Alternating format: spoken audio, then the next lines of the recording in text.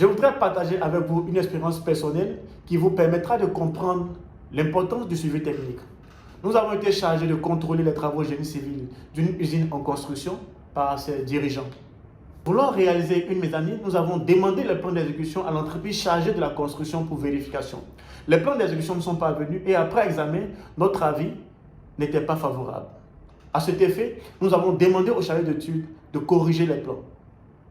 Celui-ci, tardant à répondre à notre avis, nous a finalement révélé qu'il n'était pas ingénieur et que tous ses travaux étaient basés sur des recherches Google. Imaginez-vous tous les dégâts que cela aurait pu entraîner si nous n'avions pas été contactés pour le suivi technique. Savez-vous même que la réalisation des différents corps d'État, c'est-à-dire la plomberie, l'électricité, l'étanchéité, la menuiserie alu-métallique, ainsi de suite, a besoin de plans d'exécution, puis d'un suivi technique?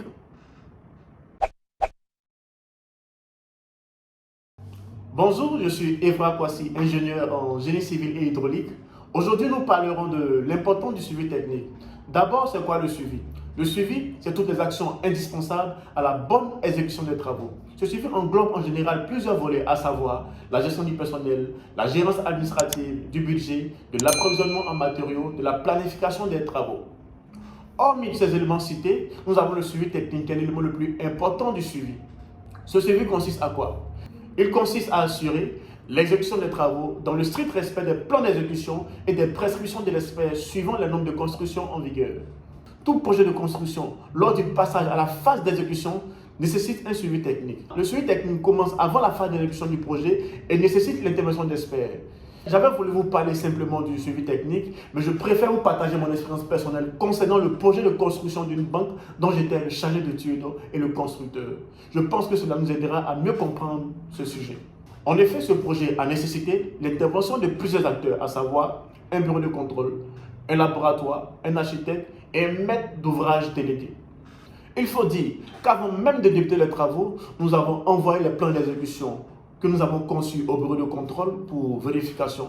Aussi, dans cette même période, nous avons fait ce qu'on appelle l'essai de convenance, qui consiste à vérifier que les matériaux tels que le sable, le gravier, le ciment, l'agglo, le fer, que nous utiliserons pour la construction sont de bonne qualité.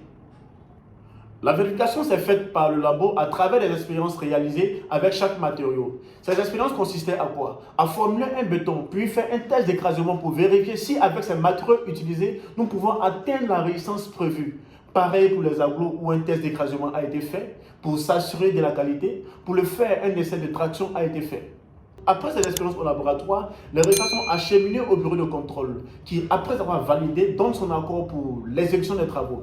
À la phase de la construction, à la phase des travaux, toutes les actions menées sont contrôlées à la lettre. En effet, après l'implantation, l'architecte viendra faire des vérifications pour validation.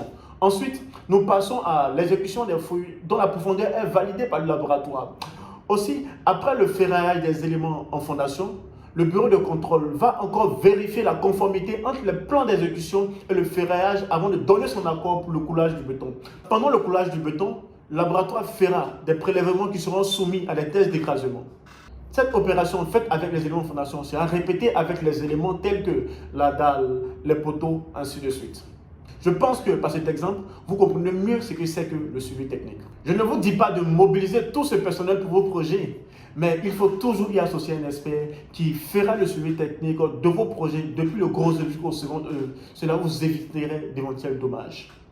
Il faut aussi souligner à ce niveau que le suivi du second œuvre est autant important que celui du gros œuvre. Prenons l'exemple d'une maison que nous avons visitée en octobre dernier. Le propriétaire ayant constaté l'humidité dans toute la maison, pratiquement toute la maison, nous a fait appel pour notre expertise. Foi était de constater qu'il y avait un énorme problème d'étanchéité dans cette maison. En effet, les murs périphériques des salles d'eau, le staff, certains murs étaient très humides.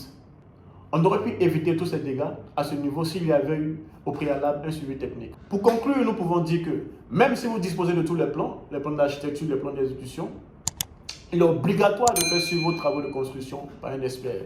Il est clair qu'au vu de tout ce que nous avons cité, nous avons dit plus haut, vous allez certainement penser à vos finances. Mais sachez que la construction d'une maison est un investissement à vie qui nécessite d'être réalisé selon les règles de l'art. Merci et surtout, n'hésitez pas à vous abonner si vous avez des préoccupations ou même des sujets qui vous intéressent, qui vous passionnent. N'hésitez pas à nous rejoindre en privé ou en commentaire. Merci.